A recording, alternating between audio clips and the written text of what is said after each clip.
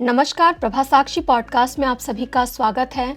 आज के इस पॉडकास्ट में बात करेंगे G20 फॉरेन मिनिस्टर मीटिंग के बारे में। G20 मंत्रियों की बैठक के दौरान एस जयशंकर ने चीन पर कटाक्ष किया है। तो आइए सुनते हैं आज के इस पॉडकास्ट को, लेकिन उससे पहले अगर आपने हमारे चैनल को सब्सक्राइब नहीं किया है तो जरूर कर लें, ताकि आप रोज ऐसे ही इंटरेस्टिंग और जानकारीपूर्ण पॉडकास्ट सुन सकें। विदेश मंत्री एस जयशंकर ने भू राजनीतिक परिदृश्य की वर्तमान जटिलताओं को उजागर करते हुए कहा है कि विचारों में असमंजस्य स्थापित हो रहा है और सामंजस्य स्थापित करने की G20 की क्षमता वैश्विक एजेंडे को आगे बढ़ाने के लिए महत्वपूर्ण है। G20 विदेश मंत्रियों की बैठक में भाग लेने के लिए दक्षिण अफ्रीका की 2 दिवसीय यात्रा पर जयशंकर इस समय हैं।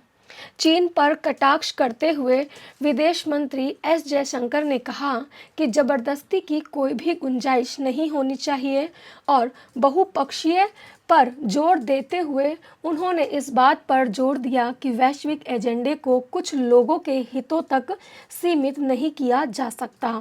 जोहान्सबर्ग में G20 विदेश मंत्रियों की पहली बैठक में बोलते हुए जयशंकर ने कहा कि सदस्य देशों को यह भी पहचानना चाहिए बहुपक्षीय स्वयं बहुत क्षतिग्रस्त है और संयुक्त राष्ट्र तथा इसकी सुरक्षा परिषद अक्सर ग्रिडलॉक हो जाती है। इस साल 22 और 23 नवंबर को जोहान्सबर्ग में होने वाली G20 शिखर सम्मेलन से पहले आयोजित विदेश मंत्रियों की बैठक के दौरान जयशंकर ने दृढ़ता से कहा कि अंतर्राष्ट्रीय कानून, विशेष रूप से 1982 के संयुक्त राष्ट्र समुद्री कानून सम्मेलन का सम्मान किया जाना चाहिए।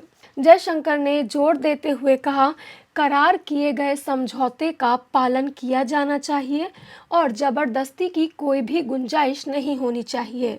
विदेश मंत्री ने कहा, सिर्फ UNSC को काम पर वापस लाना काफ़ी नहीं है, इसके काम करने के तरीके और प्रतिनिधित्व में बदलाव होना चाहिए। वैश्विक घाटे को कम करने के लिए ज़्यादा बहुपक्षीय की ज़रूरत है। अंतर्राष्ट्रीय सहयोग को कम पारदर्शी या एक तरफा होना चाहिए और वैश्विक एजेंडा को कुछ लोगों के हितों तक सीमित नहीं किया जाना चाहिए।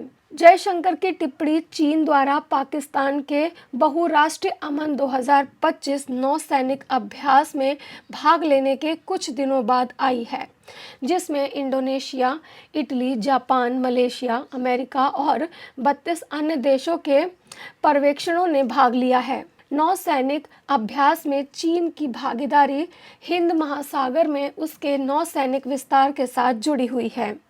बीजिंग ने कहा है कि उसका ध्यान समुद्री डकैती विरोध और समुद्री सुरक्षा, प्रमुख समुद्री मार्गों और विदेशी हितों की रक्षा पर है।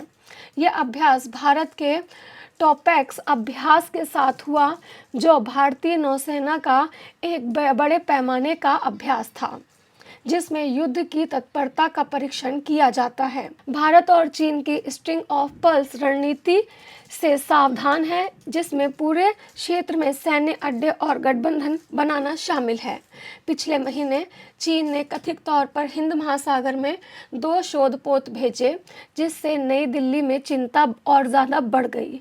एस जयशंकर ने समुद्री सुरक्षा की रक्षा के लिए भारत की प्रतिबद्धता पर भी प्रकाश डाला, विशेष रूप से अरब सागर और अदन की खाड़ी, जहां भारतीय नौसेना ने महत्वपूर्ण भूमिका निभाई है।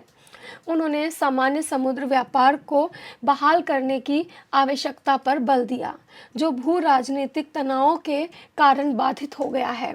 उन्होंने कहा कि इस क्षेत्र में और इसके आसपास समुद्री सुरक्षा सुनिश्चित करना भी आवश्यक है। भारतीय नौसेना बलों ने अरब सागर और अदन की खाड़ी में इसमें योगदान दिया है। सामान्य समुद्री व्यापार को बहाल करना प्राथमिकता बनी हुई है।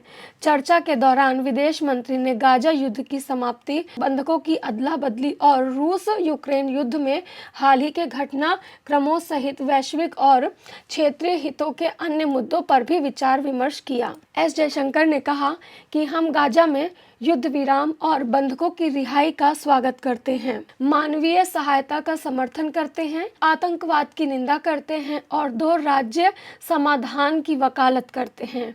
लेबनान में युद्ध विराम बनाए रखना और सीरिया के नेतृत्व में सीरिया के स्वामित्व वाला समावेशी समाधान सुनिश्चित करना महत्वपूर्ण है। इस क्षेत्र में शांति और स्थिरता पूरी दुनिया के लिए बहुत ज़्यादा महत्वपूर्ण है। उन्होंने कहा कि यूक्रेन संघर्ष के संबंध में हमने लंबे समय से बातचीत और कूटनीति की वकालत की है। आज दुनिया को उम्मीद है कि संबंधित पक्ष युद्ध को समाप्त करने के लिए एक दूसरे के साथ समझौता करेंगे। अमेरिकी राष्ट्रपति डोनाल्ड ट्रंप रूस के साथ शांति समझौते पर जोर दे रहे हैं। एक ऐसा कदम है जो यूक्रेन में चल रहे युद्ध को महत्वपूर्ण रूप से प्रभावित कर सकता है। हालांकि यूरोपीय नेताओं और यूक्रेनी राष्ट्रपति जेलेंस्की को कथित तौर पर चर्चा से बाहर रखा गया है, जिससे प्रस्तावित समझौते की प्रकृति पर चिंता बढ़ गई है। जयशंकर ने आगे कहा कि भू राजनीति एक वास्तविकता है जैसा कि राष्ट्रहित है, लेकिन कूटनीति का उद्देश्य और G20 जैसे समूह का उद्देश्य साझा आधार तलाशना और सहयोग के लिए आधार तैयार करना है। उन्होंने ये भी कहा कि सदस्य राष्ट्र अंतर्राष्ट्रीय कानून का पालन करके, संयुक्त राष्ट्र चार्टर का सम्मान करके और संस्थाओं को संरक्षित करके ऐसा सबसे अच्छा कर सकते हैं। एस जयशंकर ने निष्कर्ष निकाला, मतभेद विवाद नहीं बनने चाहिए, विवाद संघर्ष नहीं बनने चाहिए और संघर्ष से बड़ी टूटन नहीं होनी चाहिए। पिछले कुछ वर्षों से हम सभी को चिंतन करने की एक आवश्यकता है और इससे हमें सबक लेना चाहिए, लेकिन साथ ही एक ऐसा अनुभव है जिसका लाभ हमें उठाना चाहिए, क्योंकि हम दुनिया को एक बेहतर जगह पर ले जाना चाहते हैं। आज के लिए बस इतना ही। अगले पॉडकास्ट में किसी और मुद्दे पर फिर से आपको विस्तृत जानकारी देंगे। तब तक के लिए आप जुड़े रहे प्रभा साक्षी के साथ।